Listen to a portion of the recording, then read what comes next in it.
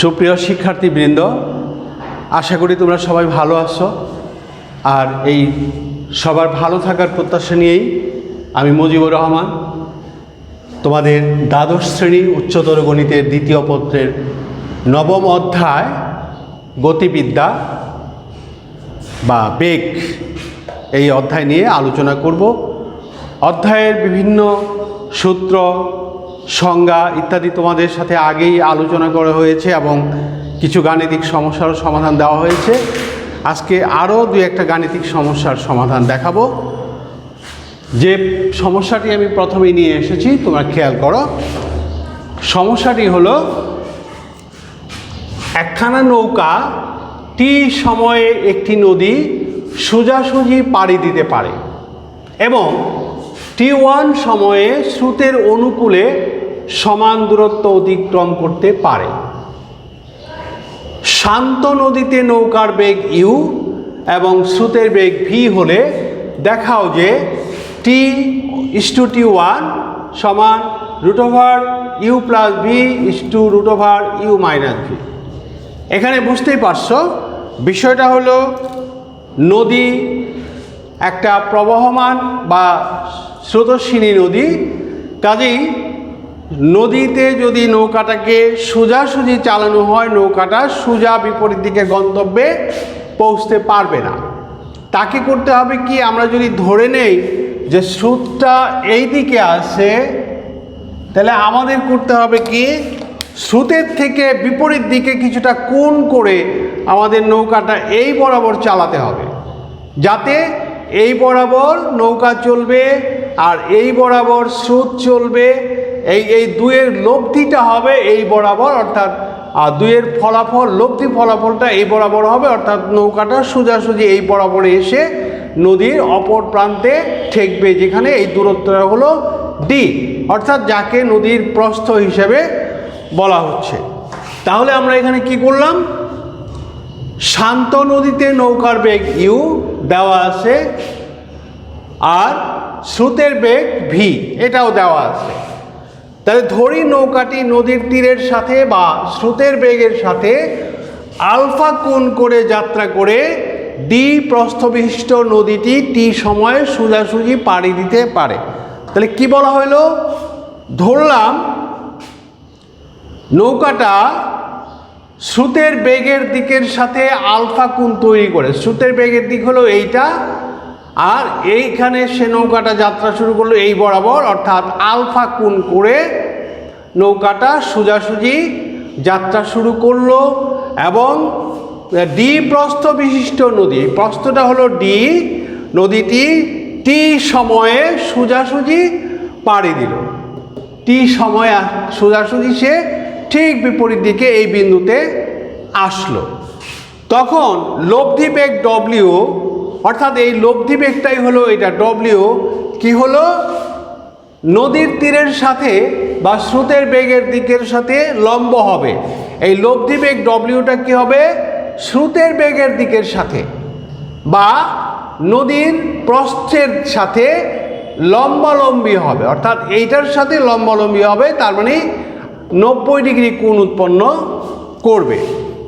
তাহলে নদীর তীর বরাবর লম্বাংশ নিয়ে আমরা পাই, নদীর তীর বরাবর সবগুলো বলের যদি লম্বাংশ করি, u বলের লম্বাংশ, v বলের লম্বাংশ, w যে লব্ধিটা তার একটা লম্বাংশ। আর আমরা জানি লম্বাংশের সূত্র থেকে আমরা জানি যে দুইটা বেগের পৃথক পৃথকভাবে তাদের যে লম্বাংশের বীজগাণিতিক যোগফল তাদের লব্ধির লম্বাংশের সমান, একই দিকে তাদের লব্ধির লম্বাংশের সমান। তাহলে এখানে পৃথক পৃথক বল দুইটা, বেগ দুইটা হলো u এবং v, আর লব্ধি বেগটা হলো w। তাহলে এখন u বেগের লম্বাংশ যদি আমরা আনুভূমিক বরাবর বা নদীর স্রোত বরাবর করি, তাহলে u বেগের লব্ধি যা হবে প্লাস v বেগের লম্বাংশ যা হবে সেটার সমান হবে w, অর্থাৎ লব্ধি বেগ যেটা তার লম্বাংশ এই বরাবর। তাহলে ইউ বেগের লব্ধিটা কত হবে, ইউ বেগটাকে আমরা এই বরাবর লব্ধি করতেছি, লম্বাংশ করতেছি। তাহলে ইউ এর লম্বাংশ আনুভূমিক বরাবর u cos alpha, u cos alpha, আমি ইউটা আগে পরে লিখছি, যাই হোক ভি এর জন্য যেটা হবে সেটা কি হবে ভি কজ জিরো। কেন ভি কজ জিরো? কারণ ভিকে ভি বরাবরই উপাংশ করা হয়েছে, অর্থাৎ তার নিজের সাথে তার কোণ হলো 0 ডিগ্রি, কাজে ভি কজ জিরো। আর লব্ধির যে লম্বাংশ সেটা হবে, লব্ধি হলো ডব্লিউ কজ 90 ডিগ্রি। লব্ধিটা এই বরাবর, একে আমরা উপাংশ করতেছি, লম্বাংশ করতেছি এই বরাবর, অর্থাৎ তাকে 90 ডিগ্রি ঘোরায় নিয়ে আসতেছি, তাহলে ডব্লিউ কজ 90 ডিগ্রি। এবার আমরা দেখি ভি কজ জিরো মানে 1 প্লাস ইউ কজ আলফা সমান ডব্লিউ ইন্টু কজ 90 হলো 0। তার মানে এটা আর থাকতেছে না, v plus u cos alpha সমান থাকতেছে 0। আমরা যদি ভিটাকে ডান দিকে নিয়ে নেই, এখানে একটা লাইন কম করা হয়েছে, ভিটাকে যদি ডান দিকে নিয়ে নেই তাহলে এটা মাইনাস ভি হয়ে আসে। পরবর্তীতে ইউ দিয়ে ভাগ করলে আমরা কজ আলফা এর মানটা পাই মাইনাস ভি বাই ইউ। এটা হলো আমাদের একটা প্রাপ্তি, এটা আমাদের পরবর্তীতে কাজে লাগবে। এখন আমরা বেগের সামান্তরিক সূত্র থেকে কি পাই? সামান্তরিক সূত্র হলো পৃথকভাবে দুইটা বেগের লব্ধির বর্গ এবং অর্থাৎ ডব্লিউ যদি লব্ধি হয়, ইউ ভি যদি বেগ হয়, তাদের মধ্যবর্তী কোণ যদি আলফা হয়, তাহলে আমরা সবাই জানি যে সামান্তরিক সূত্র হলো ডব্লিউ স্কোয়ার সমান u square plus v square plus 2 u v cos alpha. এখন ইউ স্কোয়ার ঠিক রইল, ভি স্কোয়ার ঠিক রইল, প্লাস 2 ইউ ভি। শুধুমাত্র এই কজ আলফা এর জন্যে আমরা কি করলাম, এই কজ আলফা এর জন্যে মাইনাস ভি বাই ইউ মানটা এখানে বসায় দিলাম, মাইনাস ভি বাই ইউ। এতে করে কি হলো, আমার এই ইউটা ক্যান্সেল হয়ে গেল। ইউ ক্যান্সেল হলে এখানে 2 থাকে, ভি থাকে এবং এই ভি থাকে, অর্থাৎ 2 ভি স্কোয়ার। সাইনটা কি হবে, যেহেতু এখানে মাইনাস আছে তাই প্লাসে মাইনাসে মাইনাস 2 ভি স্কোয়ার হলো। এবার এটাকে সরল করলে ইউ স্কোয়ার, এটা সরল করলে minus v square, u square minus v square. এটা হলো ডব্লিউ স্কোয়ারের মান। তাহলে শুধু ডব্লিউ এর মান কত হবে, root over of u square plus v square.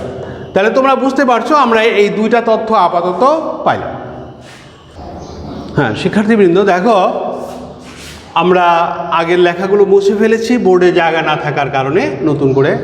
এরপরে আবার দেখো, আবার বলা আছে নৌকাটা ডব্লিউ বেগে টি সময় ডি প্রস্থ বিশিষ্ট নদী সোজাসুজি পাড়ি দেয়। ডব্লিউ বেগে টি সময় ডি প্রস্থ বিশিষ্ট নদীটা সোজাসুজি পাড়ি দেয়।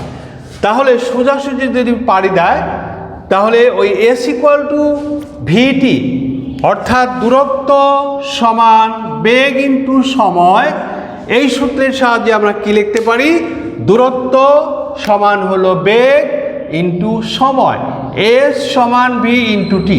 এখান থেকে টি এর মানটা পাওয়া যায় ডি ডিভাইডেড বাই ডব্লিউ, অর্থাৎ ডব্লিউটা নিচে ভাগ হয়ে গেল ডি ডিভাইডেড বাই ডব্লিউ, বা টি সমান ডি ডিভাইডেড বাই ডব্লিউ এর মানটা হলো root over of u square minus v square, যেটা আমরা পেয়েছিলাম আগেই, ওখানে কোনো নাম্বার দেওয়া হয় না, তোমরা দেখে নিও। ডব্লিউ এর একটা মান আমরা পাইছিলাম এইটা, যাই হোক এই ডব্লিউ এর মানটা বসানো হয়েছে।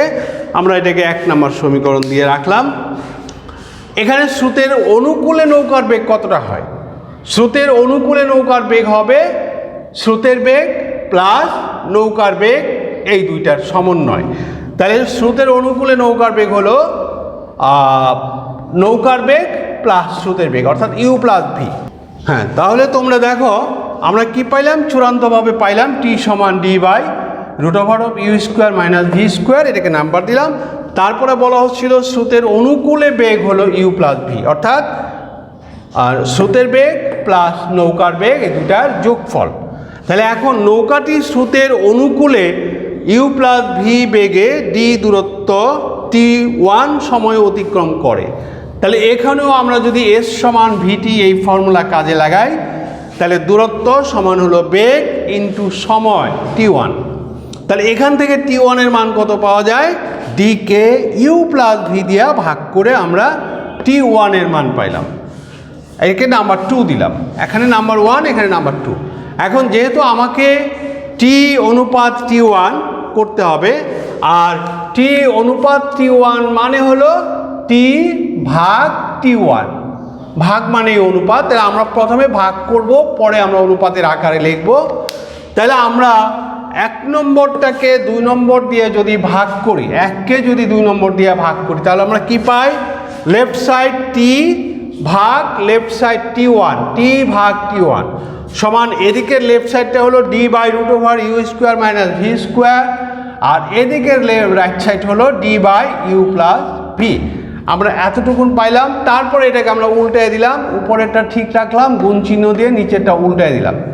ডিটা ক্যান্সেল হলো, রইল এইটা বাকিটাকে আমরা একটু কাজ করছি কি, উপরে ইউ প্লাস ভিটা ঠিক রাখছি, নিচে ইউ স্কোয়ার মাইনাস ভি স্কোয়ারের যে সূত্র u plus v into u minus v সেটা লিখছি। আর যেহেতু সম্পূর্ণটাতে রুট আছে, কাজে আমি সম্পূর্ণটাতে রুট দিয়ে দিছি। এখন দেখো, আমরা উপরেরটাকেও যদি আমরা দুইটা অংশে ভাঙায় নেই, আমরা কিন্তু এরকম লিখতে পারি, একটা এক্স মানে হলো root over x into root over x, অর্থাৎ যে কোনো জিনিসের দুইটা বর্গমূল চিহ্ন দিয়ে আমরা ওই মূল জিনিসটাকে পাই যাই। তাহলে উপরে আসে কি, ইউ প্লাস ভি। আমরা না করলেও পারতাম বিস্তারিত, তারপর আমি বিস্তারিতই দেখাচ্ছি। তাহলে আমার ফাইনালি কি আসলো, টি বাই t1 সমান, আমি উপরে ইউ প্লাস ভিটাকে দুইটা ইউ প্লাস ভি লিখবো রুট দিয়া, root u plus v into root u plus v, আর নিচে আসে root u plus v into root over u minus v. তাহলে ইউ প্লাস ভিটা যদি ক্যান্সেল হয়ে যায়, তাহলে পাওয়া যায় টি বাই t1 সমান, একটা ক্যান্সেল হলে উপরে থাকে root over u plus v divided by root over u minus v. তাহলে আমরা এটাকে, আমাদের রেজাল্ট হয়ে গেছে, আমরা এটা ভাগের আকারে আছে, যদি অনুপাতের আকারে দেই তাহলে টি অনুপাত t1 সমান root over of u plus v অনুপাত root over of u minus v. অর্থাৎ আমার এই যে প্রমাণ করার কথা ছিল t/t1 সমান root over of u plus v to root over of u minus v, আমার প্রমাণটা হয়ে গেল। অর্থাৎ আমি এবার লিখব প্রমাণিত। শিক্ষার্থীবৃন্দ, আমরা আরও একটা সমস্যা নিয়ে কথা বলবো। শিক্ষার্থীবৃন্দ, আমরা আরও একটা সমস্যা নিয়ে তোমাদের সাথে আলোচনা করব। সমস্যাটি হলো, কোনো একটা বিন্দুতে, আমি চিত্রটা দেখায় দিচ্ছি তোমাদের, এই একটা বিন্দু যেখানে ইউ একটা বেগ কাজ করতেছে, আরেকটা বেগ কাজ করতেছে ভি, এবং তাদের লব্ধিটা হলো ডব্লিউ, আর ইউ আর ভি বেগদ্বয়ের মধ্যবর্তী কোণ হলো আলফা, আর ডব্লিউ এর সাথে ইউ এর কোণ হলো থিটা। ডব্লিউ এর সাথে ইউ এর কোণটা হলো থিটা। তাহলে কি হচ্ছে যে ইউ ভি বেগদ্বয়ের লব্ধি ডব্লিউ, ঠিক আছে, ইউ এর দিক বরাবর ডব্লিউ এর লম্বাংশের পরিমাণ হলো ভি। তাহলে প্রমাণ করতে হবে বেগ দুটির অন্তর্গত কোণ cos inverse v minus u by v, এবং ডব্লিউ সমান হলো root over of v square minus u square plus 2 u, সাথে আর কিছু নাই। যাই হোক, এখন আমরা কিভাবে প্রমাণটা করব দেখো।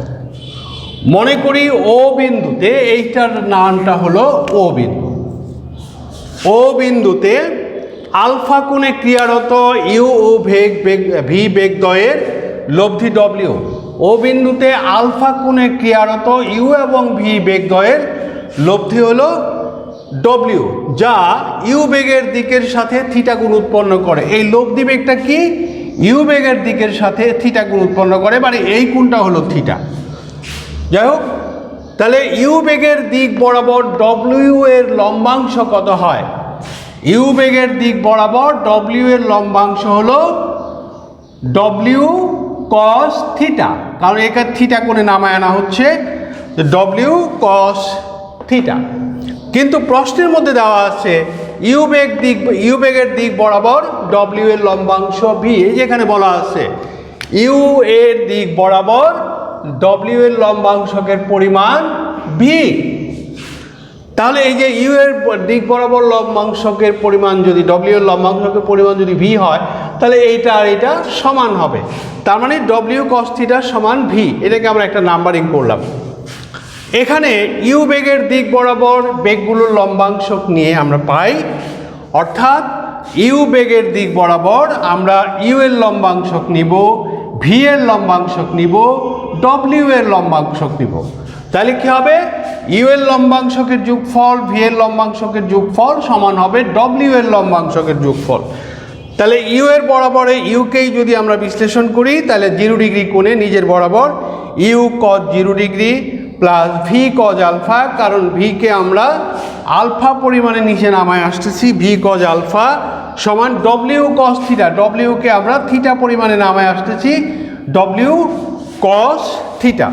তাহলে ইউ কজ 0 মানে হলো 1 plus v cos alpha equal to W cos থিটার সমান, এটা আমাদের এই 1 নম্বর সমীকরণে আছে, ডব্লিউ কস থিটা মানে হলো ভি। তাহলে আমরা এই ডব্লিউ কস থিটার পরিমাণে এখানে ভিটা বসায় দিলাম। তা আমরা এখান থেকে যা পাইলাম সেটা হলো ভি কস থিটা কত, কজ আলফা কত হয়, ভি কজ আলফা সমান হয়, আমরা এটা যদি ওই পাশে রাখি এটা নিয়ে যাই ভি মাইনাস ইউ, তাহলে ভি কজ আলফা সমান হলো ভি মাইনাস ইউ। তাহলে কজ আলফা সমান হলো এটাকে ভি দিয়ে ভাগ, তাহলে আলফা সমান হলো cos inverse v minus u by v. অর্থাৎ ওই যে বেগদ্বয়ের মধ্যবর্তী কোণ যেটা প্রমাণ করার কথা ছিল, এইটা এই বেগদ্বয়ের মধ্যবর্তী কোণ এটা প্রমাণ হয়ে গেল। আমরা রেজাল্টের সময় লিখব। যাই হোক, এরপরে আমরা কি পাই? বেগের সামান্তরিক সূত্র অনুযায়ী পাই u square plus v square, অর্থাৎ ডব্লিউ স্কোয়ার সমান যেটা আর কি লব্ধির বর্গ, ডব্লিউ স্কোয়ার সমান পাই u square plus v square plus 2 u v cos alpha. এটা আমরা পাই বেগের সামান্তরিক সূত্র অনুসারে। তা u square plus v square plus 2 u v এই পর্যন্ত ঠিক রইল। কজ আলফা এর একটা মান আমরা পাইছি আগে এইখানে, এটাকে আমরা নাম্বার দিয়ে রাখছিলাম 2 নাম্বার। তো কজ আলফা এর মান কত? V minus u divided by v. এই v minus u divided by v এই কজ আলফার পরিবর্তে বসাইলাম, যেটা আমরা পাইলাম 2 নম্বর থেকে। এখন সরল করলে কি হয়? U square plus v square plus 2 u v. কারণ লক্ষ্য করো এই ভিতে ভিতে যদি কাটা যায়, এখন এইটা 2 ইউ দিয়া ভিকে গুণ হবে 2 ইউ ভি, আবার 2 ইউ দিয়া ইউকে গুণ হবে মাইনাস 2 ইউ স্কোয়ার। আচ্ছা, এখন কি হইল? ভি স্কোয়ার এইটা এটা সরল করলে minus u square plus 2 u v, plus 2 u v. তাহলে এইটা হলো তোমার কার মান? ডব্লিউ স্কোয়ারের মান। এই মানটা হলো ডব্লিউ স্কোয়ারের মান। তাহলে ডব্লিউ সমান হবে এটার উপর একটা বর্গমূল চিহ্ন হবে, স্কোয়ার রুট হবে। তাহলে ডব্লিউ সমান হলো square root of v square minus u square plus 2 u v. তাহলে শিক্ষার্থীবৃন্দ, আমাদের যে 2টা বিষয় প্রমাণ করার কথা ছিল, এটা একটা আর এটা একটা, আমাদের এখানে এবং এখানে 2টা প্রমাণ হয়ে গেল। তোমরা ফাইনালি লিখে দিবে। সুতরাং নির্ণেয় কোণ এত এবং এত লিখে প্রমাণিত লিখে দিবে। আমার কাজ এ পর্যন্তই শেষ হয়ে গেল। আজকে আমি এ পর্যন্তই শেষ করব। পরবর্তী ক্লাস দেখার জন্য আমন্ত্রণ জানিয়ে, এবং সে পর্যন্ত তোমরা সবাই ভালো থাকো, সুস্থ থাকো, এই প্রত্যাশা নিয়ে আজকের মতো এখানেই শেষ করছি। আল্লাহ হাফেজ।